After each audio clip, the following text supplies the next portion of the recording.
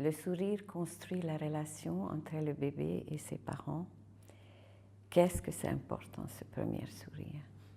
Alors le sourire, c'est pas que dans la bouche. Sur la bouche, le sourire, c'est tout le visage, c'est les yeux.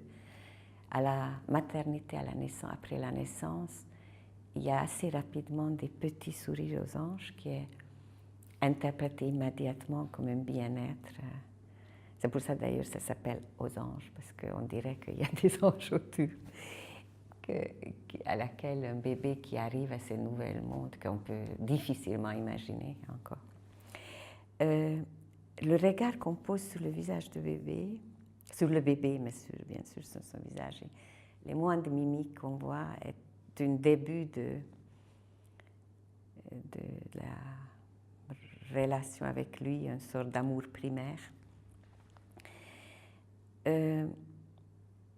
C'est très clair que dès le début, les bébés sont dans la rencontre avec l'autre, donc dans l'intersubjectivité, et que quand ils ne sont pas fatigués, quand ils sont réveillés, on peut communiquer avec eux très clairement.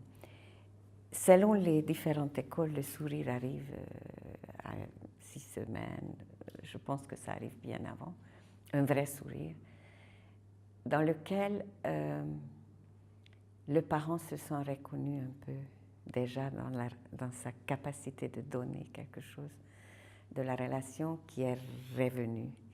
Et cette mutualité, cette réciprocité dans une communication entre deux personnes d'une maturité si différente et si asymétrique, peut-être c'est la première pont de voir qu'un sourire de cœur de la mère ou du père et un sourire des premiers sourires de bébé peut être ce sentiment que la rencontre a eu vraiment lieu et que cette petite humain a des outils de communication que le parent peut très clairement comprendre et interpréter. Parfois, il y a des bébés qui ne sourient pas rapidement. Et ça peut, si la mère attend un sourire à tout prix, ce n'est pas la meilleure condition que ça a lieu.